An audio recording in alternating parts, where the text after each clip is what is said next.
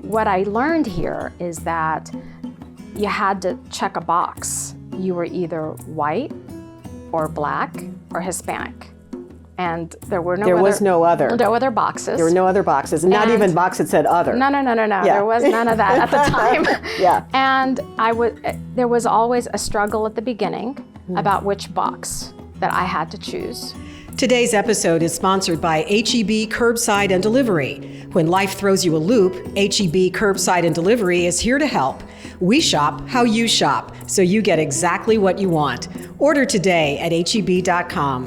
HEB Curbside and Delivery. It's never been easier to shop HEB. One of the things that I always look forward to and try to make sure that we do on Our Voices Matter is bring as many different perspectives to our conversation as possible.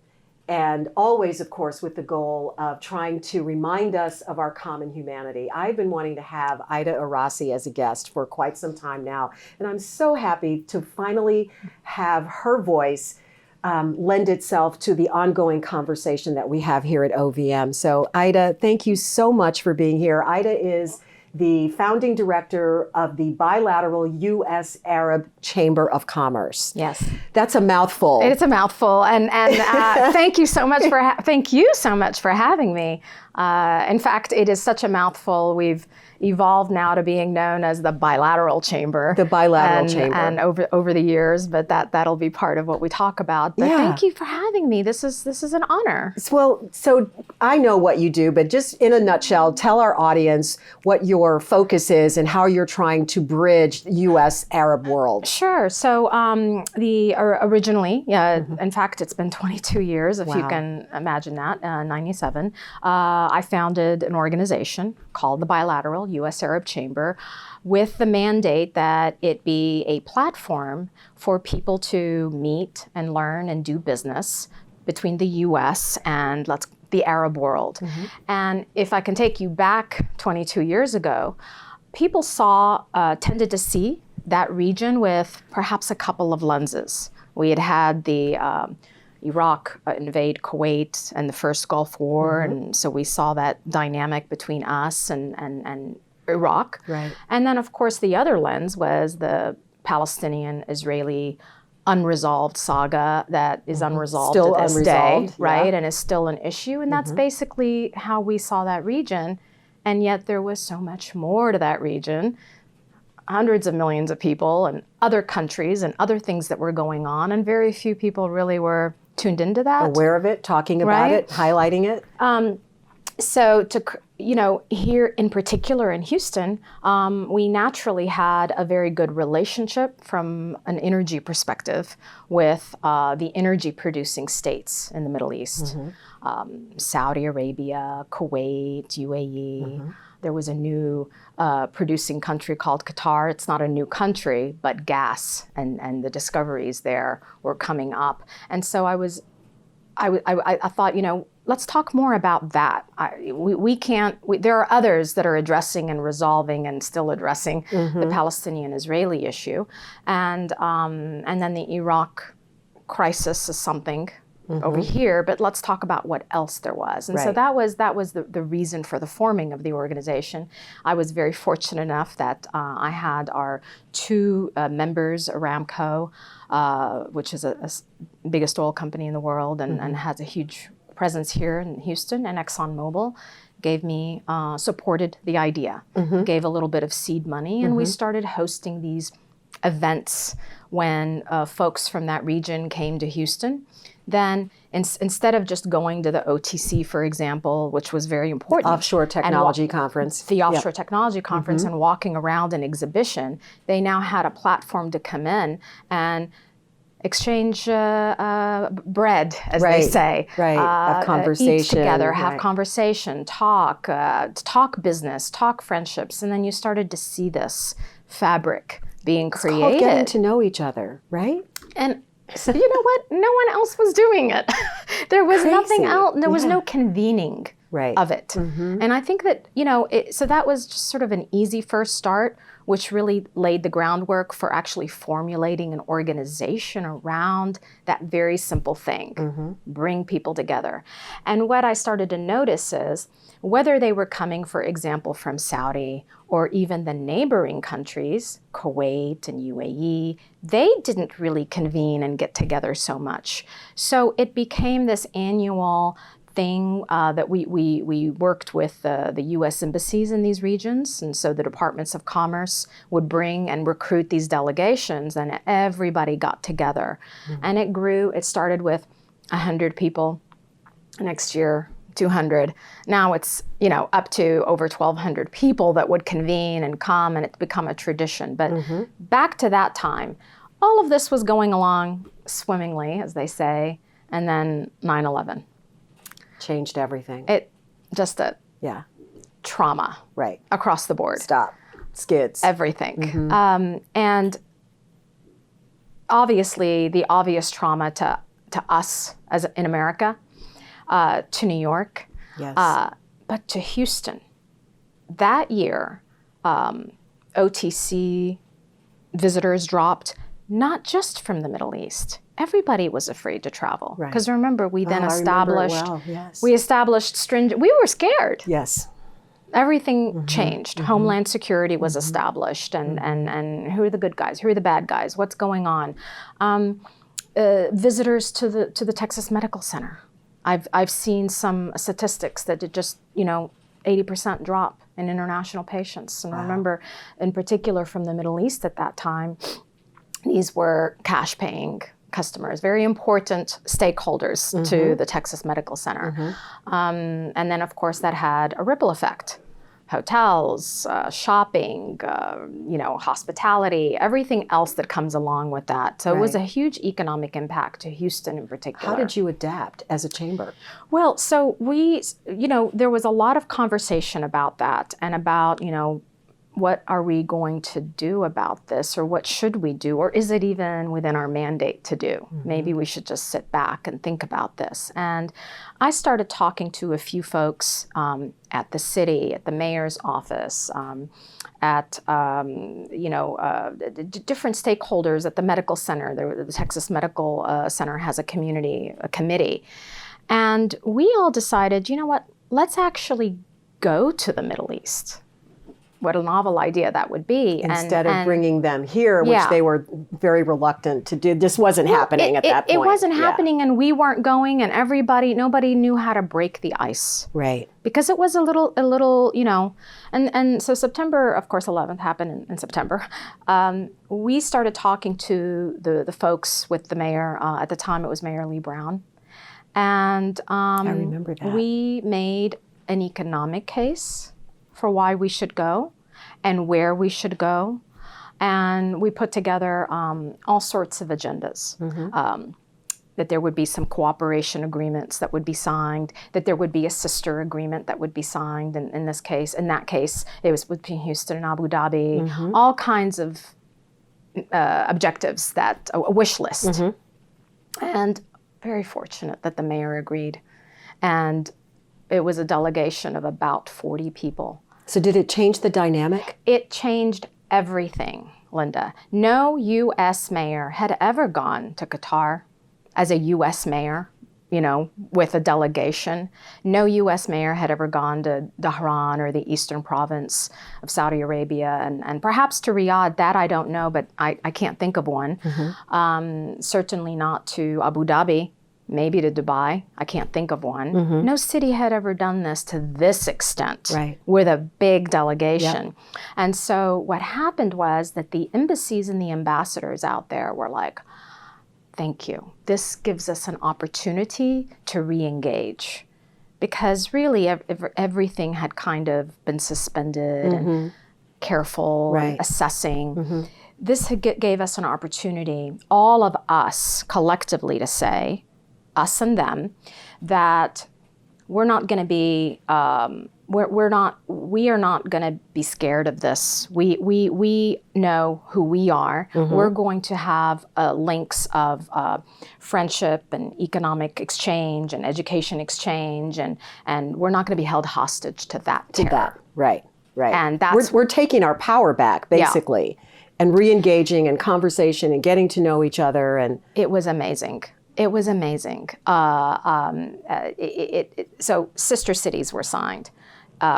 Airport agreements were signed, which was a sensitive subject. Airport agreements between the Houston airport and an airport in Dubai and in Doha, a civil aviation cooperation agreement to start exchange ideas, and for ultimately what would become direct air service. So this Houston airport kind of helped lay a framework to help what we now know as Emirates Air coming to the United States, much less to Houston, right? Wow. So Houston changed everything.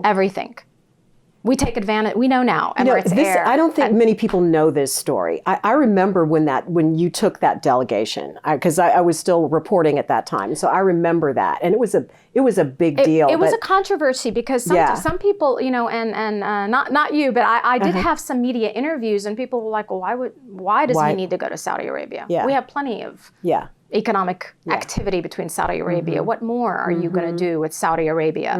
And I was the one, of course, a long time ago, kind of trying to field that and tried to give that story, but maybe I wasn't as. So let's fast forward to where we are today, and how have things changed? Oh my gosh! So obviously, when with regard to those let's call them those Emirates first and foremost, everybody knows about Dubai and Doha and Qatar and all these things that are going on there, and there's so much exchange and direct air service and all of that.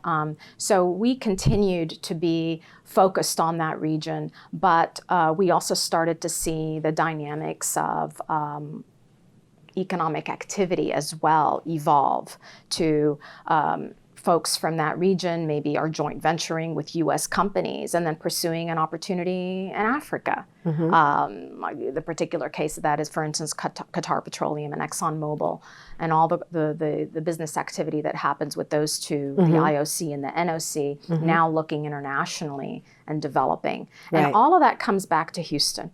Houston has been really the nexus of so much that goes on globally. We're very fortunate to be here. So in terms of the relationships, the human relationships, and the ease or not so much, the challenges of doing business between American and Middle Eastern companies in the current political climate. So where does that stand now? Well, that's very dynamic, and that very much depends on what country and what you mean. So that isn't an easy answer. But the countries of the GCC, that is the Gulf Cooperation Council, the countries of Saudi and Kuwait and UAE and Bahrain and others, they have a very good relationship with our administration. In fact, there has been, remember President Trump's first visit internationally was to Saudi Arabia, and as a result, we have seen an increase in economic activity, and so it's kind of been an improved relationship there on the economic side. On an economic side, but there's also the other side of that when you think about the brutal murder of Khashoggi, and in the Saudi embassy, and everything that came out of that with the United States not really supporting. You understand what I'm saying? Yeah, I mean that is something that is an ongoing and unresolved dynamic. Right. And in fact, there is so much in the news vis-a-vis things that are going on, and whether or not Jeff Bezos' phone was hacked or not hacked, by this Saudi issue and that issue. There's so many issues on a daily basis. It's sort of hard to digest that. If you're asking from the perspective of Saudis, so that's a very young population that has seen more freedom, more under the current king and the crown prince. So they are very supportive of their crown prince because they have literally seen a change in their lives. Right. And more freedom for women. They are now the concerts were not allowed. Going to a theater was not allowed. I mean, so there is this shift, right? And they are very supportive of that. Whether or not they are tuned in to this other stuff, they're very supportive. I don't know what's going to happen ultimately. Will our president be impeached? Will he not be impeached? What's going to happen? Even here, we're looking. Well, we may find out today. I think today could be the day that we find out. Are we going to allow witnesses? Aren't we? So it's almost like everyone else is kind of taken a step to that this is not. I'd call it above our pay grade, but it's almost like we can't impact that. We've got to just focus on how we interact on a person-to-person basis. So when you're interacting with some of your members, your constituents, from other parts of the world, what are you hearing from them, aside from the fact that many of them do support this current administration? On a human level, I mean, what are they saying? Have the dynamics changed in terms of the relationships at all? So if you're talking about, again, in the Middle East, I think that everyone, I don't know what everyone thinks. Let's stay there. And you're asking me what they're thinking or what they're... Or if just any conversations that you might have had. Yeah, I mean, I think that the conversations that I have is that people are wondering about how we're going to react to these issues that, from their perspective, they don't think are such a big deal because, remember, these countries have necessarily transparent and democratic leadership, right? Right. So sometimes they view us as, well, are you making such a big deal out of these things? Is your economy doing all right? That seems to be their general attitude from the business people that I talk to. Do they react when they see things like a Muslim ban? Does that make them fearful, hesitant? Yes. Are they wondering about how Americans view them? I think that they're seeing, in particular in the more wealthy nations, more bilateral activity, more economic activity. So everyone is just sort of in a wait and see mode. Wait and see. Yeah. So let's talk a little bit about your backstory and the, I guess, the global perspective that you bring to your work and why you felt this was so important. I know you speak 3 languages, right? Obviously English and French and Arabic. Yes. So share with our audience a little bit of where you grew up, how you grew up, and what you bring to this passionate cause of yours. Well, so I grew up, I was born in Tunis, in Tunisia, and my parents came here when I was 6 years old. My father had come before and been a student at the University of Houston, and just fell in love with the American dream and the concept of the American dream. And went back to Tunisia and convinced my mother to leave. Actually, she was a media figure in Tunisia. Really? So my mother and my father had been part of the team that launched the first TV station in Tunisia in the 60s. Wow. So she was the first image on national television in Tunisia, and he was, because he had a communications degree from the University of Houston, and that's where they met, in fact, in Tunis for this launch of television in Tunisia, and but he convinced her to walk away from that and come to this amazing city where they had a something called the Astrodome, which was, that was like a big deal. It was the only one of its kind and had all these firsts. Houston was a city of firsts. So they came, and I, in the 70s, and we started a life here, and I grew up here, and this region, going back to the Tunisia in particular, and then coming here. I remember my first year in first grade. Where everybody in school, this is kind of a funny story because I didn't speak any English, but I had to learn. I had to immerse myself. And what I learned here is that you had to check a box. You were either white or black or Hispanic. And there were no other boxes. There were no other boxes. Not even box that said other. No. Yeah. There was none of that at the time. Yeah. And there was always a struggle at the beginning about which box that I had to choose. What did you check? And to ask my father, and we're Caucasian, you have to choose that white. And I'd be like, well, I'm not as white as the white girls, but okay. And then I'd go back to class, and the children were like, well, the Hispanic girls think I was one of them, but I didn't speak Spanish or wasn't, and so they kind of were like, okay. And then the white girls were, okay, are you, okay, you're with us, but maybe not. And then somebody would learn that I was from this place called Tunisia, and that was in Africa, and the black girls, oh, you're over here. You're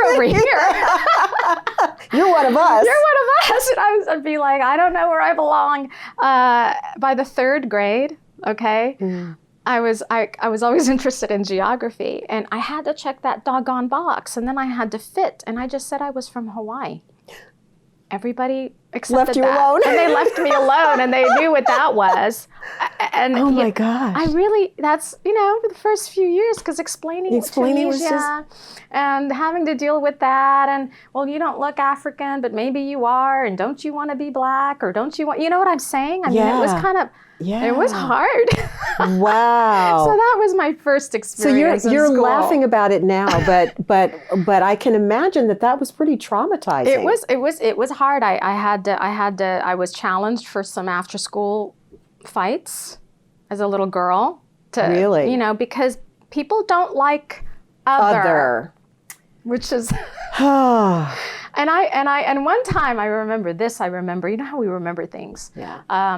It was first grade.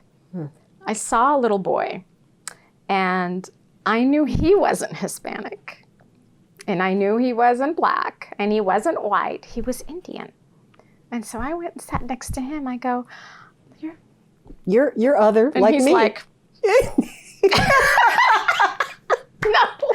You're other. Yeah. Oh my gosh. It was interesting, but it taught me, because of course, it taught me, and there wasn't English as a second language back then either. It just taught me adaptability and perspective. And I didn't know it was teaching me that. I didn't know that until later. Yeah. So it was an interesting thing growing up. Wow. And that's what you bring to your work now, is that perspective. And that's why you're able to look at people just as people and not as labels. 100%. 100%. That, we all come at this thing called life with so many synergies that are the same. It just has different names sometimes.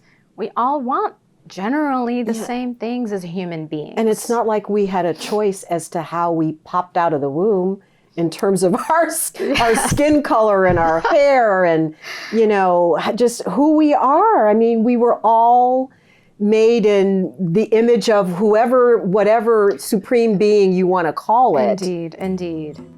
I want to take a moment to welcome our newest sponsor, BMW of West Houston. Full disclosure, I'm a customer and have been for the last several years. I switched from another brand, which shall remain nameless, and I've never looked back. From the sedans to the SUVs, BMW of West Houston will put you in the ultimate driving machine of your dreams.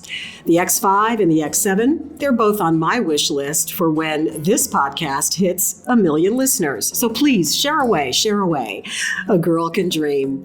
Check out this month's deals at bmwwest.com. As I grew up here, and the population of immigrants did grow in Houston, they didn't grow from Tunisia. They grew from the Middle East. So there's plenty of people here that are of Palestinian origin and Egyptian origin and so on, but not Tunisian. So there's still that other, because actually it is a very dynamic and diverse region. There's different religions. The basic language is Arabic, but there's different dialects. And in fact, if you're from Tunisia and you're speaking to a Egyptian or an Iraqi, you end up speaking in English to understand each other. Really, because the dialects are so different. Very different. Yeah. Very different. Yeah. And Tunisia is a smaller country, and so Tunisians tend to adopt the more dominant dialect or Arabic language. But it's a diverse place. Right. And even there, various things, we talk about, we went back to 9/11, but then other things changed. The region changed. The Arab Spring happened. Countries changed. The young people, because there's a youth quake out there, had always been, what are we going to do with those young people? Where are they going to find jobs? They're going to, react. Now they have access to the internet, access to how other people live, and they're demanding that. So it is it's a shift, and it's happening now. And by the way, you noticed last year, Hong Kong and Peru and Algeria, where haven't we had protests? Because young people all over the world, I don't know what the term is. I don't know what the term woke means. Maybe they're woke. Yeah. Yeah. They're paying attention. They're paying attention and they're engaging. And they're not going to put up with it. They really aren't. They're going to hold power accountable. Right. Greta. Okay. There are a lot of Gretas out there. Absolutely. Everywhere. And although it is causing disruption, because you asked me at the beginning, how is that affecting? There's been I would call it a reaction to globalism, like a counter to globalism. Right. And in fact, even on an administration level, America first, tendency to isolation now. Globalism isn't such a great thing anymore. Brexit. Yeah. Megxit. Well, another thing. That's a whole other story. We're not going to go there. Okay. Okay. But it's everywhere. Yeah. And how does that affect trade? Well, 90% of the consumers are outside of our borders. But we're going to, we have to be global. But maybe we have to be global now in a more truly mutually beneficial way, a mutually respectful way, a way that definitely respects human rights, labor rights, climate rights, all of us. And how do we get there?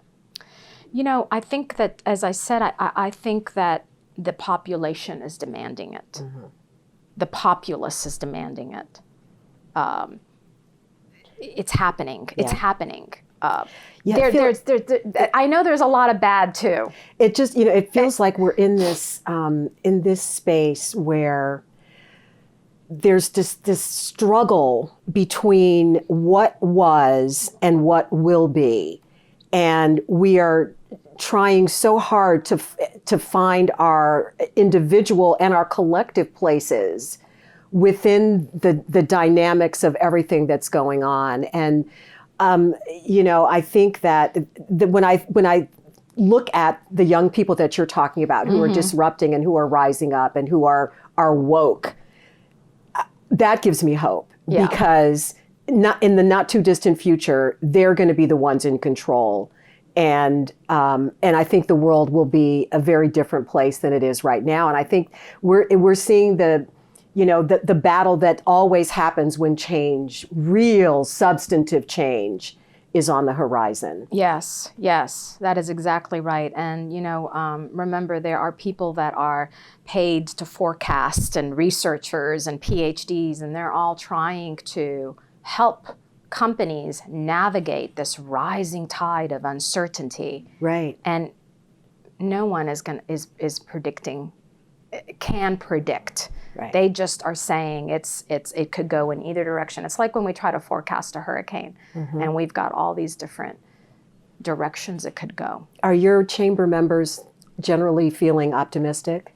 What are you hearing and feeling from them? So, I'm seeing that, and depends on the level. So we try to provide a platform for SMEs, and then also provide a platform for our corporate stakeholders to gather. And I think that there is now more, with the exception of what's happened this week with the coronavirus, I was going to say, because, like since last time, but I was going to say that people are generally comfortable getting on a plane and going out there and pursuing a business opportunity.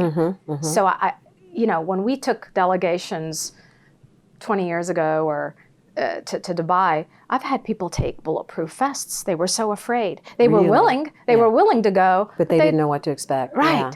Yeah. And so now, people get it and they want to be international and they're comfortable and there's so many platforms. But, and so there is more exchange, more joint venturing, more collaboration. But if you look at the projects everywhere, there has been a slowdown in capital and in support of these projects. There has been kind of stop. You think that's because of the political uncertainty? I think it's because of the uncertainty. Yeah. Banks are not stepping up. There's a lot of cash. There's a lot of cash out there. They're just, once again, I'm seeing this era of cautiousness, and that's going to impact some major companies. Yeah, and we probably won't see that change until after the election. Do you think? I agree. Yeah. I think because people are just waiting to see what happens here so that they can forecast either way. Yeah. And every day seems to bring something new. And like you say, last week, who heard of the coronavirus? And now all of a sudden. You and I had a coffee and we talked about, well, I'll give you an example. We're taking a delegation to Vietnam. Really? And we had, a major U.S. company. It's all U.S. companies that are going to develop, to showcase their expertise or sell their LNG or their gas. So it's a really interesting story. And we had one company that has an executive that it was going to come out of Beijing. And, when he's emailed and said, well, am I welcome on the trip? I don't know. Is Vietnam are they stopping flights? Like, this is day by day. Is this an imminent trip? This is an imminent trip. Wow. Do we delay the trip? Do we go on the trip? I mean, this is something that we're assessing on a minute by minute basis. Sure. Are we making too much of it? But who can forecast? Who are the experts? Travel advisories have been risen to level 4 by the State Department vis-a-vis China. How is that going to impact things, and what blowback is that going to affect for us? I tell you, it seems that it is on a daily basis that there is news out there that is impacting decisions. Yes. And companies are facing this uncertainty, and it's very difficult. Wow. So as we navigate these treacherous waters, it's like my head's exploding. It's like day by day. But I get the sense from you, first of all, you're a very optimistic person because that's just who you are. That's in your DNA. But, because you have such a global perspective and because you are in these circles where decisions are being made, and you're really in the trenches with this. As you kind of roll up your sleeves and get to work every day, do you feel like when you get up in the morning you want to pull the covers over your head, or do you a lot or do you just say, okay, I got this, we're going to be fine? I have those days I don't get out of, I feel like I don't want to get out of bed, because it's a lot to digest, and people aren't looking to me as the expert, but I think it's even more important what we do, which is we bring different folks together. In fact, we have an upcoming event where we're going to have recently retired U.S. ambassadors from the region of the former U.S. ambassador to Iraq and Kuwait and Libya and Saudi Arabia and Qatar. Okay. And these are people that are just tremendous. These are long career members of this. And you're bringing them together. We're bringing them together, and they're going to talk to our stakeholders. And they're going to talk amongst themselves because they have different perspectives about the future of these dynamics between us and the region of the Middle East, Iran. Where maybe they're going to touch upon, this new Palestinian-Israeli dynamic and our role in that. Right. And so those are the people that I look to and listen to. They don't all have one voice, but now that they are former diplomats, they can speak more freely. Very freely. Okay. And this is something that our members definitely cherish that opportunity. To be a fly on that wall, huh? Well, maybe I'll invite you. I'll invite you to be in the room where it happens, right? It's very interesting having the former diplomats speak. Because they can talk about, you asked me these questions about, well, how does the region see us now that we're under this administration or the former administration or the one before that? And these are people that certainly have 30-year careers, and they can really talk about that dynamic more thoroughly. And I look forward to that. From the perspective of our now becoming we're the Bilateral Chamber, so a lot of people have been like, well, how are you doing that? Well, our corporate stakeholders, which have grown and are incredible people, such as this person in Beijing representing a U.S. company, our stakeholders have a global mandate.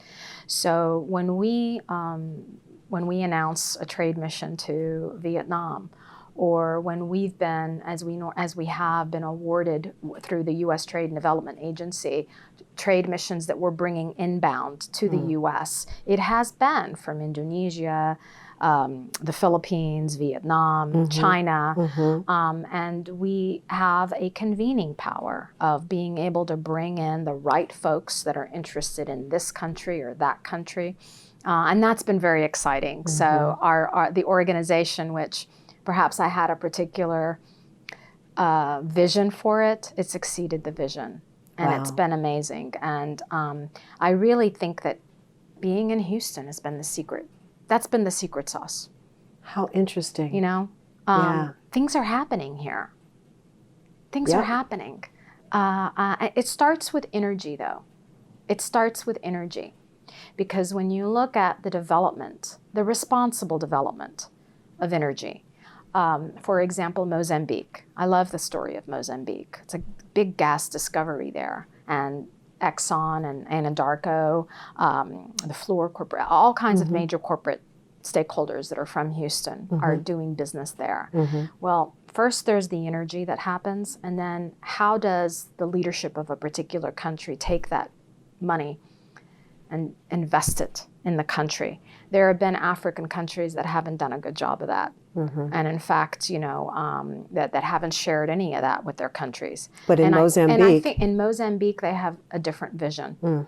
The president has come, he has brought every minister, agriculture, health, tourism. He wants it all. He wants to be what he sees is going on or has happened in the UAE. He wants to see a new airport. He wants ports. He wants education. He wants healthcare. And where does he come? To Houston for that. And I think that's the things that keep me a little bit excited. Those are the days I get out of bed. Those are the excited. days you take those covers off, right? Okay, I'm ready to face the world.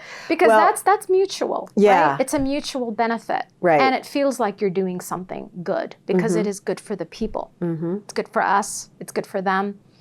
I'm still an optimist. You're still an optimist. That's what I want to hear, and so excited to have the chamber. I mean, really, how fortunate for Houston to have you doing this work here, and so I love what you're talking about from that level. But what's your advice to just the everyday person out there who is being othered or is othering somebody, and maybe after listening to your story recognizes that they're doing that? What can we do as individuals? do you think? Gosh, that's such a great question. And, you know, sometimes I think back and I say, wow, back then, if I had access to the, social media or the internet, or I could have found my community, like I could have found folks that were more like me. But as you know, the internet and social media definitely could be a force for double-edged oh my sword. gosh, Yeah. is it ever? And sometimes it's sort of about the inside you being strong, but who's strong? Like as a young person, I think it's about interacting with people and finding people where you're feeling that positive synergy. I think that we link. We should do more. Like I did in early days. I didn't do this by myself. I'm not brilliant. I found people that I thought were brilliant, and I tried to hitch my wagon to them. I learn, ask questions, be curious, and you really have to turn off the negativity. If I could talk about some pop culture, Lizzo. Yes. Love her. Yes. Look at that. Yeah. When I was a teenager, you had to look a certain way, and here is this amazing, beautiful, talented young lady, and I think that what I'm seeing from Houston, by the way, yes, just saying, no, I'm not listening to you. I'm great. I'm great. I'm beautiful. I'm smart. More role models like that for young folks. Yes. More role models. Yes. And I hope that I hope that there will be more like her. Yeah. I agree. And what you said is kind of our motto around here, which is that you have to be willing to give people permission to speak, and you have to be willing to listen to them with an open mind. Indeed. In order for that message to come through, to be able to engage and to ask questions and be curious. Yes. If you don't understand somebody's culture or why they do something in a certain way, ask respectfully. Yes. Right? Yes. And learn and explain your point of view and why you do things the way that you do, and and relish in the beauty of our differences and what makes us common. Indeed.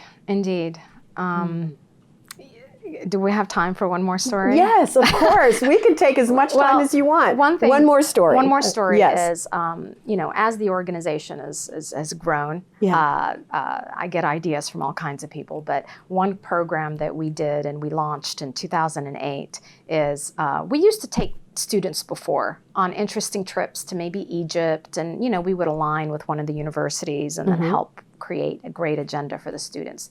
Loved that. But it dawned on me that if you take teachers have access. It's an exponential, a multiplier. Of course. A teacher is a multiplier. So we started focusing just on teachers. Sometimes it was pre-K, high school. Sometimes it was university. Sometimes it was a mix. And we have found that to be, so we have a little program called Teachers Educating Across Cultures and Harmony. Oh, I love that. Isn't that great little, and oh my gosh, I don't have the imagination that these teachers do. And they have gone out and we've taken them to Qatar and Saudi and Bahrain and UAE. And now we have interest to take them to places like Ghana and to Egypt as teachers and other places. And we just don't have enough resources to do it all, but we would love to. And we have found let's call it the ROI, the return on investment has been incredible, because these teachers come back and just that opportunity to see, feel, meet their counterpart teachers, understand the society. In other parts of the world. Judge it on their own. We don't try to tell them what to, they judge it on their own, and they come back and they see things that we don't see, issues, problems, opportunities. And I'll give you an example. It always comes back to Houston. Now, we take teachers from all over the country. Okay. We've covered almost every state in the United States. Wow. Okay? But we had one adjunct professor from the Houston Community College, and he went to Qatar. And he looked around and they had this thing. You've been to Qatar, right? I have. Have you been to Education City? Yes. So he looked around, but this was in '08. Okay. And he sees this amazing, beautiful universities, campuses that would be dream campuses. A little bit empty though, because these universities like Texas A&M, they didn't lower their standards for admission. Right. It's not easy to get into these universities, even for Americans. So what do? Well, we have community colleges. Community colleges bring you up, bring that level up, and sometimes get that student ready. Right. And so this adjunct professor said, they don't have that. They don't have that bridge step, that bridge. And he came back and he talked to the board, folks at HCC, and they ended up going back on their own. They signed an agreement with the Ministry of Education, and now there is a community college in Qatar. Thousands of students are graduating from there. Wow. Again, I call that a Houston story. That's one person. That's the multiplier. That's the multiplier. That's what keeps me optimistic. Yeah. Yeah. And that's because somebody takes the time. Right. Go out, talk, see, listen, learn, and make it a mutual thing. And that's why we call it the Bilateral Chamber. Wow. And you've brought it full circle, and it's a perfect place to end our conversation. Thank you so much, Ida. Thank you for having me. This has been great. I should have done this a long time ago. We should have had the cameras rolling or the microphones on through all of our conversations through the years, but I think we encapsulated a lot right here. So thank you. And I hope our audience will take away from this as much as I did. I learned so much, even though we've known each other for a while. Really appreciate you and your perspective and thank you for what you do. This is really, we need more conversations. We need to learn more. We're all so busy. And you've had some incredible people on, and thank you for what you do to this community in this city. This is my passion and my heart, and I'm going to keep doing it because there are too many stories out there that need to be told and shared. So thank you for being here. Thank you for taking the time to listen and watch, giving Ida permission to speak, and having the courage to listen with an open mind. We'll see you next time.